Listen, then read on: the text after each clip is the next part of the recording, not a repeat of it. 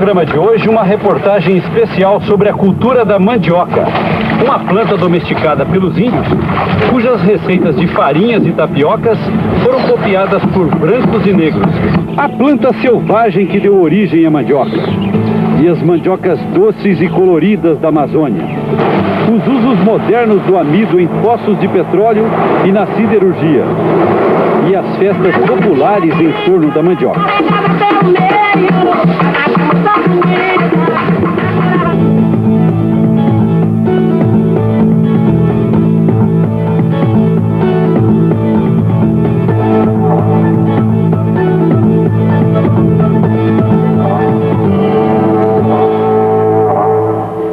Bom dia! Estamos começando a edição de número 1200 do programa Globo Rural. E como toda vez que completamos mais 100 edições, hoje tem programa especial. Nosso assunto é o alimento brasileiro mais importante da história, a mandioca. Para realizar esse trabalho, vamos mostrar imagens do Amapá, do Pará, de Mato Grosso, de Minas, da Bahia, do Paraná, de São Paulo, do Ceará e do Distrito Federal.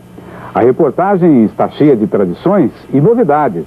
A conclusão é que a mandioca tem hoje um papel que vai muito além da farinha. E para o futuro, com as novas variedades que estão sendo descobertas, ainda vai fazer muita história. A mandioca é um alimento importante em todo o Brasil. Está na farofa dos gaúchos, no pão de queijo de Minas e nas farinhas, beijus e tapiocas do Norte e Nordeste. Na primeira parte da reportagem especial sobre a mandioca, vamos mergulhar nas tradições de 3 estados, Bahia, Pará e Amapá. Oi, mexe, mexe, menina, vamos mexer sem parar. Você agora é a minha garota do tacacá. Nós estamos chegando agora na vila de Mazagão Velho, onde vivem mais ou menos 2.000 pessoas. Mas hoje eles estão recebendo muito mais gente por aqui. É que está acontecendo o Festival da Mandioca, uma das festas mais importantes do lugar.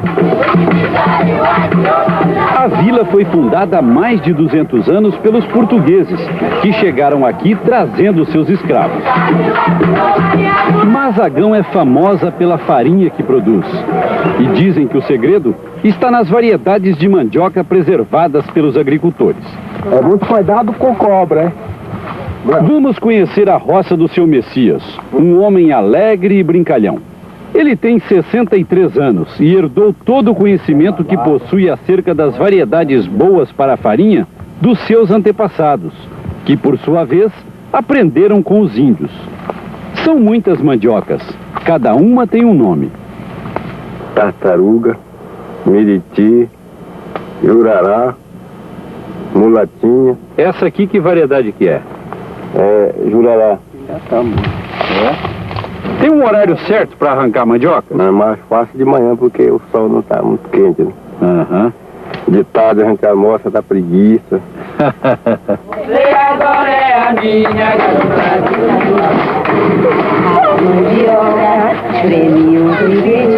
do Essa é a casa de farinha de Mazagão, que hoje está movimentada.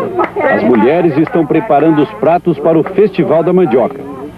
O pessoal aqui trabalha em mutirão.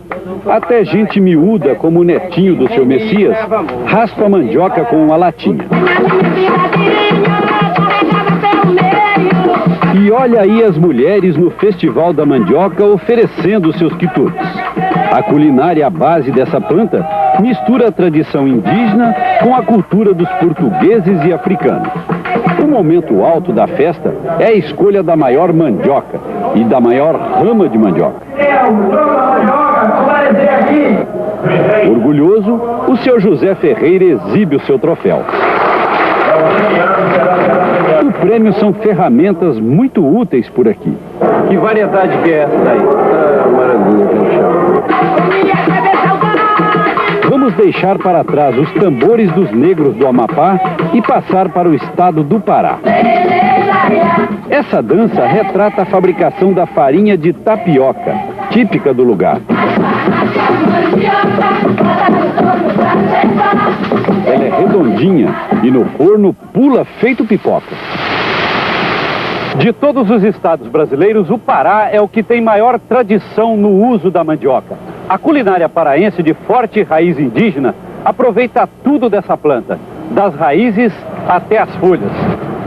Elas são comercializadas no mercado do ver-o-peso e servem para preparar um dos pratos mais importantes do Pará, a maniçoba. As folhas são moídas e depois cozidas em água durante 5 dias.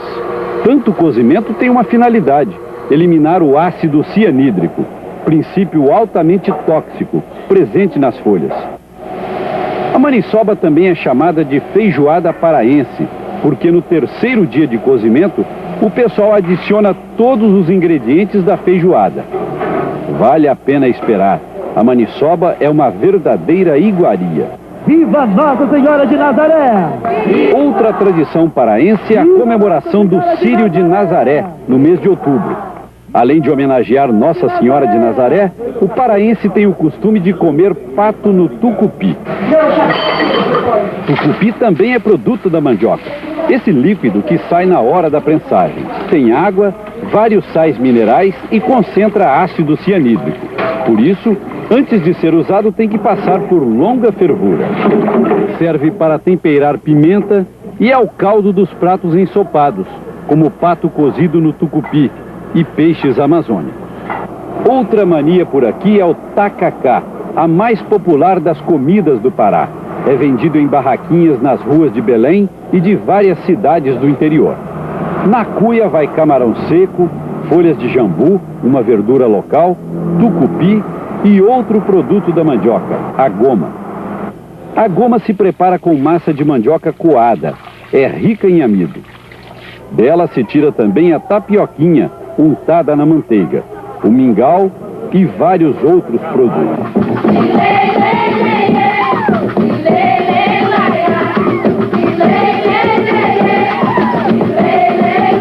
O Pará divide a liderança na produção brasileira de mandioca com um estado nordestino, a Bahia. É para lá que vamos agora com o repórter José Raimundo. Oi, salô, aqui tá bom demais. As roças de mandioca ocupam cerca de 20% das terras de Piritiba, Chapada Diamantina. Na Bahia, o município é um dos maiores produtores de farinha. Em cada hectare, os produtores da região chegam a colher 14 toneladas de raiz, que vão se transformar depois em 70 sacas de farinha. Acabou, mandioca, acabou. E lá na Seu Amando envolve toda a sua família na produção de farinha. Filhos, genros e netos. A colheita é transportada no lombo do jumento. Em Piritiba, os produtores contam com 13 pequenas fábricas comunitárias. Oi, salô, aqui tá bom demais. Salô que eu quero. Compete às mulheres raspar a raiz da mandioca. O canto de trabalho já é uma tradição quando elas se reúnem para ajudar a família. Amanheça o dia, amanheça, o galo já cantou, amanheça, já cantou, tornou cantar, amanheça. Até as crianças trabalham. Juliana, Marli e Adriana passam as manhãs na casa de farinha. E vocês estudam também? Estuda. A que horas vocês estudam? À tarde. E o dever de casa, como é que fica? Faz pela manhã. A gente sempre quer a ajuda delas, mas sempre tem que deixar um tempinho para as tarefas da escola. A lavagem é tarefa dos meninos. As raízes ficam limpinhas na hora de passar pelo triturador. Depois de ensacada, a massa crua da mandioca vai para a prensa. Aqui, o processo é todo manual. Se não apertar muito, a água não sai toda e a farinha não dá de boa qualidade. A massa fica prensada pelo menos 40 minutos até secar. 70% da raiz da mandioca é só água. De volta ao triturador, a massa vai tomando forma de farinha. Seu Amando põe lenha no forno, mas antes de torrar a massa, ele nos convida para almoçar. Aqui na casa do seu Amando, a mesa, graças a Deus, é sempre farta, né, seu Amando? É, faça tudo. Farta nada, seu Amando. Olha pra isso aqui, um banquete. Ensopado de carne, galinha caipira, escaldado de farinha, pirão de leite com farinha e farofa. Já faltou farinha alguma vez aqui em sua casa? Não. Nunca faltou? Nunca faltou. Mas se faltar, ele não dorme em casa. Não entra em casa? Não entra em casa. Ah, não entro não. Tem que dormir na rua. É mesmo? É. Rapaz, você já viu contar aquela história do barão, né? Quando chegou em São Paulo? O barão quando chega em São Paulo é massacrado. E um puxa para um canto, outro puxa para o outro, um faz pergunta, outro faz, só para gozar da cara do coitado. Diz, barão, que é, Paulo? Você gosta de pinga? Isso um pouco. E de mulher? Bastante. E de farinha? Vixe! Gosta muito! Para variar um pouco, cuscuz de farinha com leite condensado na sobremesa. O forno já esquentou e seu Amando agora vai começar a torrar a massa. Num forno como esse, que é pequeno, o produtor consegue fazer entre 12 e 15 sacas por dia. Mas uma parte ele é obrigado a deixar aqui mesmo. De cada 50 quilos produzidos, 4 são da associação. Isso é para pagar as despesas com manutenção e energia. Nélia, uma das filhas do seu Amando, preside a Associação dos Produtores. A casa de farinha atende a todo mundo? Atende sim. A gente agenda e dá para todo mundo produzir a sua farinha. Toda semana, seu Amando leva a produção da família para o mercado da cidade. Vendendo a farinha no varejo, ele ganha mais dinheiro. De brinde, seu Amando ainda ensina como provar o produto. A técnica é conhecida como lanço. A farinha é lançada rapidamente na boca, sem deixar cair nada no chão. Olha, se passar um vento aí com 120 quilômetros, eu ainda não perco, não. Ah, eu quero ver. Quer ver? Vai ver agora, ó. Pelo bigode. Aonde, rapaz? Tá vendo? Eu faço com categoria, agora você não faz não, Zé. Faça de novo aí que eu quero aprender. Experimentar aqui. Experimenta aí, Zé, pra tu ver.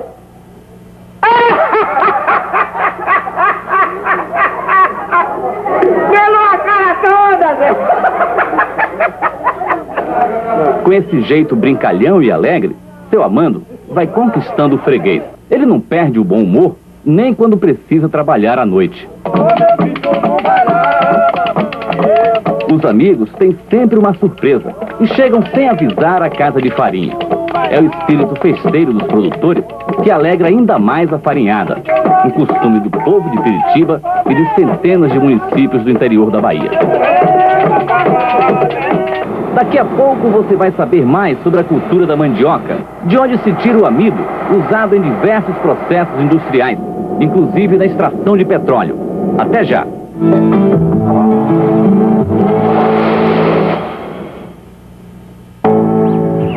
A fécula ou polvilho da mandioca é utilizada na fabricação de muitos produtos.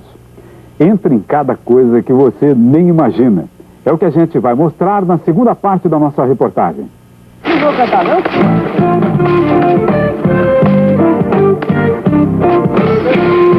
A farinha feita de uma planta da família das euforbiáceas.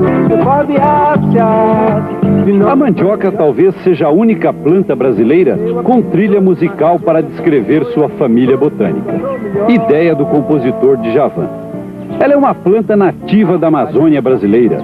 São ao todo 98 espécies que pertencem ao gênero Manió, palavra de origem tupi. A mandioca é parente da seringueira, a árvore da borracha, e também da maniçobeira, uma mandioca silvestre nativa do Nordeste e que já foi utilizada na produção de látex. Lá no fundo do quintal tem pé de macaxeira. A macaxeira é popular, A macaxeira ou aipim é usada para cozinhar e fritar. Mas o tipo mais cultivado no Brasil é a mandioca brava ou amarga, usada para fazer farinha. Leva esse nome porque é venenosa, contém mais ácido cianídrico que as outras, veneno que é eliminado durante o processamento das raízes. Da mandioca tudo se aproveita. Os talos e as folhas podem ser utilizados como silagem e feno. As folhas são muito nutritivas, contém ferro, cálcio, vitaminas e até 32% de proteína. O programa da Pastoral da Criança, por exemplo, usa folhas de mandioca trituradas para enriquecer o alimento das crianças subnutridas. Mas cuidado, sempre que usar folhas de mandioca, tem que triturar e secar o material para eliminar o ácido cianídrico. serviço que deve ser feito com acompanhamento técnico. O produto que hoje em dia está tendo a maior gama de aproveitamento é a fécula de mandioca, ou polvilho, que é o amido, fonte energética que substitui parte do milho na alimentação humana e animal. No ano passado, a produção brasileira de fécula de mandioca aumentou 30% e deve continuar crescendo. Para garantir o fornecimento de matéria-prima, algumas fecularias estão comprando a safra antes de ser colhida. Os produtores de mandioca agradecem. O preço melhorou. Hoje a cultura da mandioca no Brasil é altamente produtiva. Existem variedades como essa aqui que produzem até 50 toneladas por hectare. Em São Paulo e Paraná, boa parte do cultivo da mandioca já é mecanizado. Tem máquina para plantar e para colher. A roçadeira decepa a rama. E essa lâmina afofa a terra, aumentando o rendimento dos homens na colheita. Para extrair a fécula de mandioca, as raízes são trituradas. De um lado sai a fibra, usada na ração animal. E do outro, um leite branco, que contém fécula. Desidratada, vira pó. Mais de 600 produtos dependem da fécula. Você sabia, por exemplo, que a fécula é usada em poços de petróleo? Ela lubrifica as brocas e forma um reboco nas paredes do poço, protegendo a rocha e facilitando o trabalho de perfuração. Na mineração, toneladas de fécula são misturadas para separar o ferro de uma impureza, a sílica. A fécula da mandioca, ela possui uma substância chamada amilopectina, que recobre as partículas de minério de ferro, e aí sim o processo de separação acontece. No papel usado em impressoras de computador, também tem fécula de mandioca. Ela melhora a aderência das tintas e evita borrões. Todos os outros tipos de papel também levam fécula na mistura com celulose de madeira, para dar maior resistência. A indústria têxtil brasileira também usa a fécula para engomar e fortalecer os fios. Tecido que desfia tem pouca fécula. Quem dá sabor ao pão de queijo é a fécula, que está presente também nas massas, no iogurte e nos embutidos. Ela é usada em uma série de produtos alimentícios, para dar maior consistência, viscosidade e textura. No pãozinho francês, a fécula pode substituir até 10% da farinha de trigo. Ela barateia o custo e não prejudica o sabor. O pão realmente é uma delícia, com margarina, presunto, mussarela, vai muito bem. O maior produtor mundial de fécula de mandioca é a Tailândia, que veio aqui no Brasil buscar essa planta.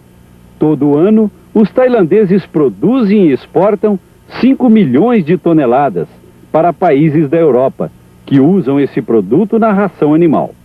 O Brasil já perdeu também o título de maior produtor mundial de raízes de mandioca.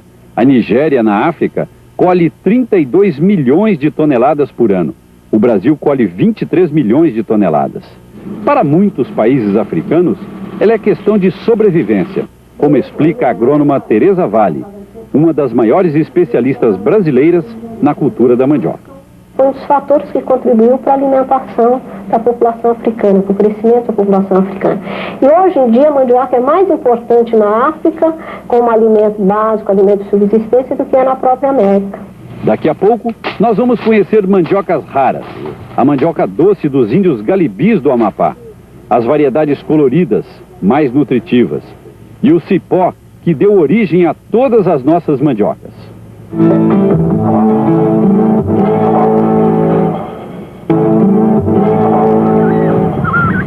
Na sequência da reportagem especial sobre a mandioca, você vai conhecer agora variedades das quais certamente nunca ouviu falar.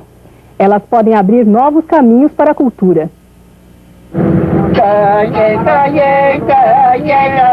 O rio Oiapoque corre pelo extremo norte do Amapá. Suas águas claras separam o Brasil da Guiana Francesa. A aldeia dos índios galibis fica no município de Oiapoque, na margem do rio. Eles já perderam muito de sua cultura original. Hoje, vivem em casas de madeira ou de tijolo. Quem nos recebe na tribo é a índia Ida Caripuna. No quintal da aldeia, ela nos mostra uma espécie rara de mandioca. É rajada de verde e amarelo. Mas é muito bonita, né? Está inclusive dando flor aqui. Ela dá raiz também? Dá. Ida nos convida para conhecer a lavoura de mandioca, onde eles cultivam uma variedade doce, chamada cachixi. Com ela, os índios fazem bebidas fermentadas. Uma delas é o caxiri. Gri Galibi, que vai junto com a gente, também pertence à tribo e trabalha para a FUNAI. Antes de chegar no mandiocal, paramos para ver os abacaxis gigantes. Eles ainda estão novos e vão crescer mais ainda. Ele quase não tem espinho, ó. Não, olha só. É bem forte. Que fruta maravilhosa, hein? Gri mostra a diversidade da roça deles. Junto com a mandioca branca, eles cultivam também essa amarela, ambas usadas para fazer farinha. Olha só. E aqui está a mandioca doce, ou cachixi. Repare nas raízes, elas são arredondadas. Com quanto tempo ela começa a produzir? Isso aqui é rápido, né? 7 meses, 6 meses já está. É uma das mais rápidas, assim, para iniciar a produção? Isso. Vamos abrir essa redonda aqui, ó. Essa grandona. Olha que interessante. Parece um abacaxi, hein? E dá vontade de comer, né? É doce, pode provar. Pode provar? Pode. É doce. Nossa, e é saboroso mesmo. Docinha, docinha, docinha. Vamos tentar espremer aqui com a mão. Ó. Quanta água que ela tem, não? A gente disso aqui é a melhor bebida que tem. Pelo jeito deve ser uma bebida muito gostosa, hein? Para preparar o caxiri, eles usam também uma outra raiz menorzinha, que parece uma beterraba. É o calaçai. É uma cor muito bonita. Mas é uma cor forte, né? Olha só. É a cor do açaí. Vamos acompanhar a preparação do caxiri. Depois de descascadas e lavadas, as raízes são raladas. Aos poucos eles misturam também o calaçai para colorir a bebida. Na massa tem muito mais água que fibra. Por isso, essa mandioca não serve para farinha. Ao invés de amido, ela tem glicose. Agora a massa vai cozinhar durante 2 horas. Depois tem que coar e deixar esfriar. Vamos experimentar então o caxiri. Ele está mais para um vinho, né? Tá, parecendo mais para um vinho. E se a gente tomar muito embebeda? A não ser que ele estiver mais fermentado, porque agora ele ainda está doce. Está bem fermentado. Aí tem um teor alcoólico um pouco mais forte, né? Os meus filhos, eles começaram a tomar a partir dos 6 meses de idade. Ah, é? Tomavam na mamadeira, na chuquinha. É, mas ele fraquinho assim, né? Fraquinho. Fraquinho. Ele é um pouquinho adocicado, né? E gostoso, muito gostoso. As aldeias indígenas da Amazônia guardam uma diversidade muito grande de mandiocas, usadas em várias receitas. Cada tribo tem sua coleção particular. Esse tesouro genético já existia quando a esquadra de Pedro Álvares Cabral chegou à costa da Bahia em 22 de abril de 1500. As impressões do primeiro contato foram narradas na carta de Pero Vaz de Caminha. Eles não lavram nem criam. Nem há aqui boi ou vaca, cabra, ovelha ou galinha, ou qualquer animal que esteja acostumado a viver com o homem. E não comem senão deste inhame, de que aqui há muito. O que eles se referem como inhame, na realidade, são raízes de mandioca. Porque os portugueses, eles não conheciam mandioca, eles conheciam inhame da África. O historiador Luiz da Câmara Cascudo chama a mandioca de rainha do Brasil e cita a preferência de nossos governadores gerais, Tomé de Souza e Mendes Sá, que no século XVI não comiam o pão de trigo, e sim farinhas e beijus nacionais. Ela foi usada também para alimentar os escravos nos navios negreiros que vinham da África, e pelos bandeirantes e tropeiros que cruzaram o nosso país. Além de muito apreciada, a farinha pode ser guardada por meses a fio, sem se estragar. Por isso, era chamada de farinha de guerra. E veja que surpreendente. Este cipó é uma mandioca silvestre. O guazu mandió, muito comum na Amazônia, seria a planta mãe da mandioca. Esse aqui nós encontramos perto de Belém do Pará, com a ajuda do seu Aloísio, um mateiro muito observador. Essa aqui, senhor? Essa aqui é. Olha só, e a folha é igualzinha, né, senhor Luiz? A folha é igual. A folha, a haste dela, só que é mais comprida, que ela não desenvolve muito devido a ela crescer na sombra, aí ela vai embora. Ela não fica grossa que nem a maniva mesmo plantada na roça. Cadê o tronco dela, senhor Luiz? Olha, o tronco dela é esse aqui, ó. Esse bem aqui, ó. É um cipó mesmo, né? Cipó, é, senhor. Um cipó bem alto, que ele cresce à vontade aí debaixo na sombra. O seu Aloísio arrancou o cipó. Veja só, é uma raiz como outra qualquer. Como é que surgiram então as raízes de mandioca? O doutor Castelo Branco, pesquisador do Senargem, a Embrapa de Recursos Genéticos, conta que nos primórdios da nossa agricultura, os índios abriam clareiras na mata para plantar. O cipó guazu, quando podado e exposto ao sol, rebrotava e se transformava em outra planta. De cipó, virou um arbusto. E as raízes engrossaram para garantir sua sobrevivência. Assim teria surgido a mandioca de hoje. O doutor Castelo Branco repetiu essa experiência, coletou ramas do cipó e plantou a céu aberto, imitando os índios. Veja o que aconteceu. É madeira mesmo. Castelo, então essa foi a raiz que se formou aqui depois que você plantou o cipó, né? É. Ela é uma mandioca mole, como que a gente conhece, não? Não. Ela é bem mais dura do que Tenta descascar aí, então, vamos ver. Ela é dura, áspera, rígida. Bem mais fibrosa. Bem mais fibrosa. No laboratório, o Dr. Castelo fez o sequenciamento do DNA da folha do cipó e comparou com o DNA das variedades de mandioca cultivadas. E concluiu que realmente o guazu mandió é a mãe de todas as mandiocas. Qual que é a importância dessa descoberta? A importância dessa descoberta é pelo banco de genes que ela oferece para você. Manipular para resistências a doenças e pragas, quando você cresce essas plantas úteis em diferentes regiões. E manipulação até na arquitetura da planta. Uma raiz dessa aqui não serve para colher mecanicamente, porque não tem máquina que colha isso sem quebrar. No entanto, se você tem uma raiz nesse formato, batatuda que se chama, você pode colher mecanicamente.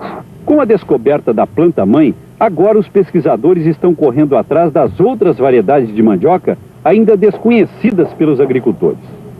Só aqui na Embrapa de Belém existe uma coleção de 450 variedades de mandioca, quase todas coletadas aqui na região amazônica.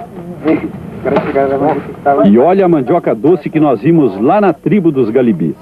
Hoje já se sabe muita coisa a respeito dessa planta, que aqui é chamada de mandiocaba. Vamos começar com uma curiosidade. Essa aqui é uma mandiocaba e essa aqui é uma mandioca comum.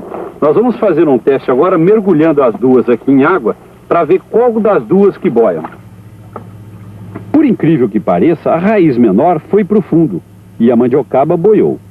Apesar de ser maior, a mandiocaba é menos densa, porque no lugar do amido tem açúcar. No laboratório, o Dr. Castelo vai extrair glicose de mandiocaba em pequena escala para fazer um teste de paladar e aplicação industrial.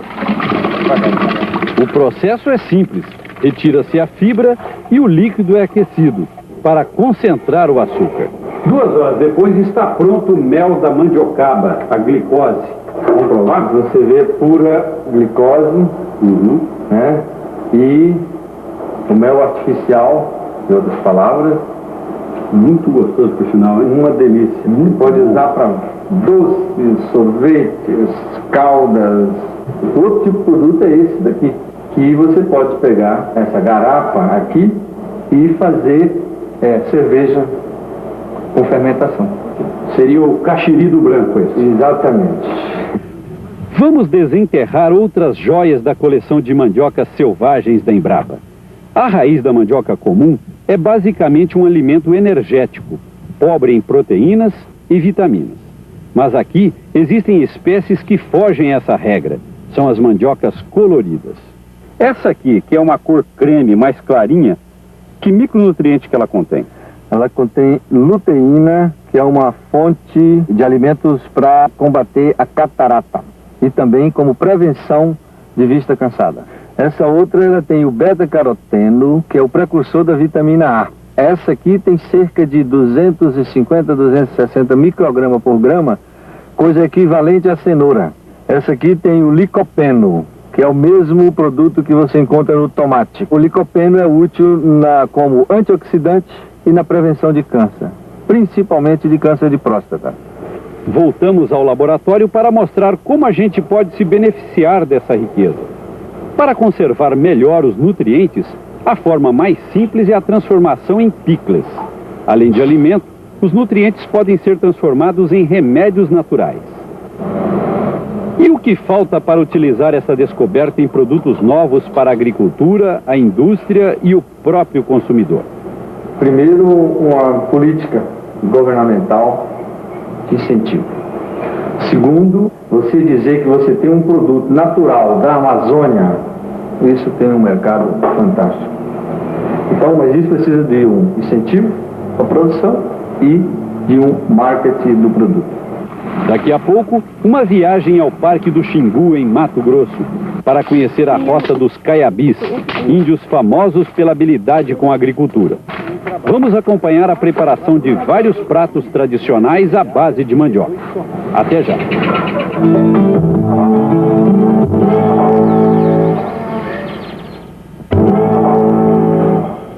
Na última parte da reportagem especial comemorativa da edição 1200 do Globo Rural, vamos ao Parque Indígena do Xingu.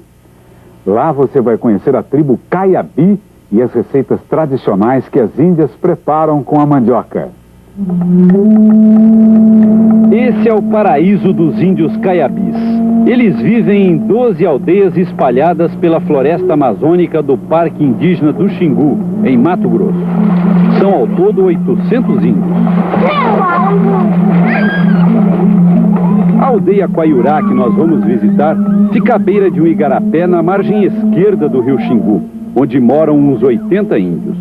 Suas casas são feitas com tronco de árvore, cobertas com palha de palmeira. O teto alto refresca o ambiente. Eles cozinham em fogueiras acesas no chão batido, em ambientes sem divisórias, e armam as redes de dormir uma ao lado da outra. Os caiabis nos hospedaram por 5 dias numa das casas da aldeia. Aqui armamos as redes e improvisamos uma cozinha. Em casinhas como essa, foram cavadas fossas sanitárias. O banho é no rio.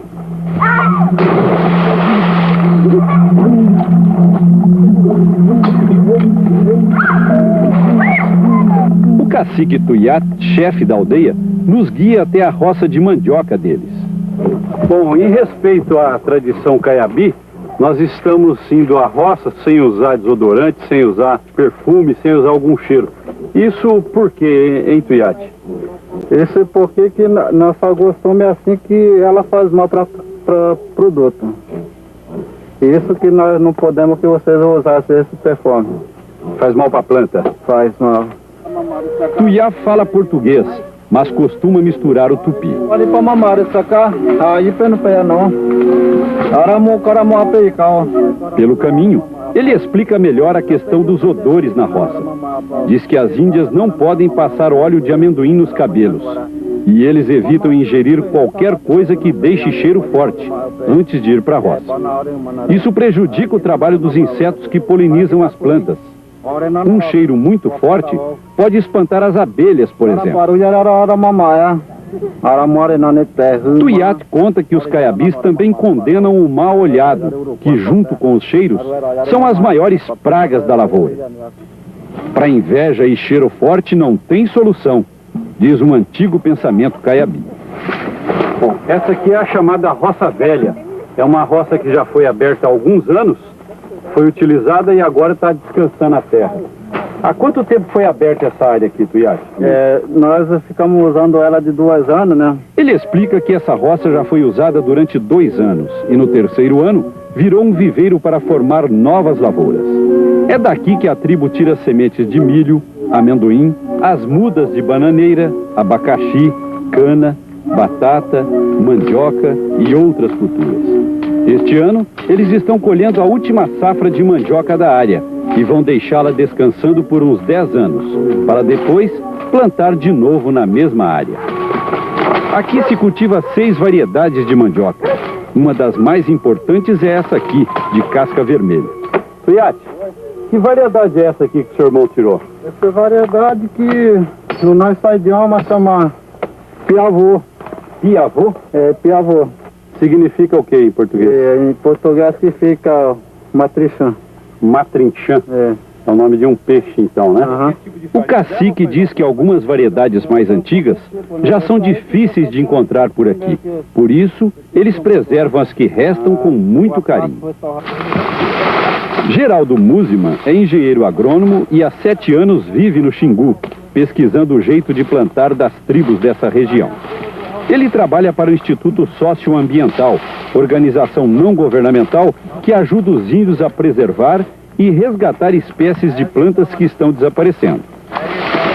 O pessoal está voltando a procurar essas mandiocas antigas e multiplicando planta, faz uma coleção, aumenta o plantio e com essas ramas vai aumentando os produtos que tem pouco. O que já perdeu, perdeu. Para os caiabis, a mandioca é a planta mais rústica. Produz bem mesmo em solo pobre. Depois que os homens arrancam as mandiocas, as mulheres e crianças transportam para a beira do rio, até as canoas.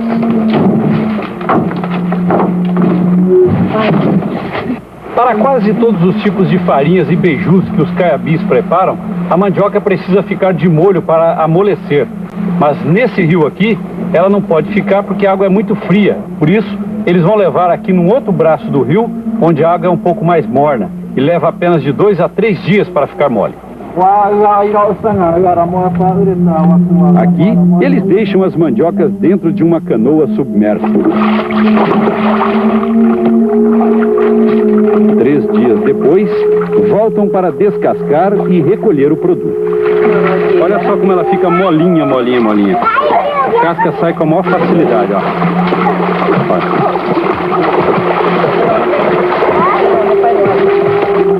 Além de domesticar essa planta, os índios também criaram a maioria das receitas com mandioca. Eles vão fazer agora um tipo de farinha que nós conhecemos pelos nomes de puba ou farinha d'água. É a melhor farinha que existe, justamente por causa da fermentação que acontece dentro d'água. Ela aumenta o teor de açúcar e de proteína, que passa de 1 para 8%. A massa fica tão mole que nem precisa ralar. Vai direto para a prensa, onde fica de um dia para o outro, até extrair a maior parte do líquido.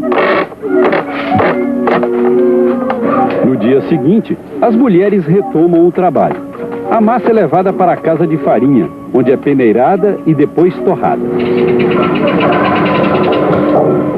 Mexer a farinha no tacho é o único trabalho masculino no beneficiamento da mandioca. Da mesma massa, eles produzem um outro tipo de farinha mais fina, que serve para fazer mutap, o pirão que a gente conhece, e que também é invenção dos índios. Dá uma cena bonita. Os caiabis fazem inúmeros outros pratos com mandioca, mas agora nós vamos conhecer uma receita feita com mandioca doce, parecida com aquela que a gente viu lá no Amapá. Aqui ela é usada para fazer mingau. Veja o tamanho da raiz.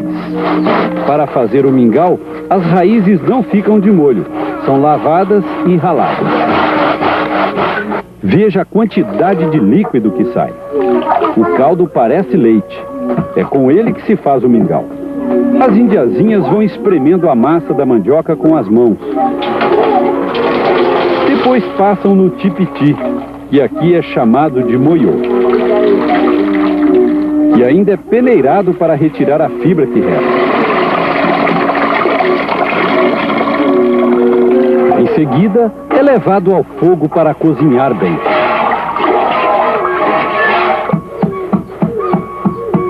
Na receita também vai milho socado no pilão, até virar um farelo bem fininho. Ele é misturado no caldo, e aí é só cozinhar por 2 horas.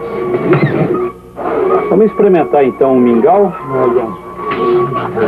Bom, que aliás é muito gostoso, não é? Muito gostoso mesmo, docinho, muito bom. Ao longo dos séculos, os índios vêm preservando a diversidade genética e um rico conhecimento sobre o cultivo e a culinária da mandioca. Nós demoramos muito para dar valor a essa riqueza, mas é sempre tempo de aprender.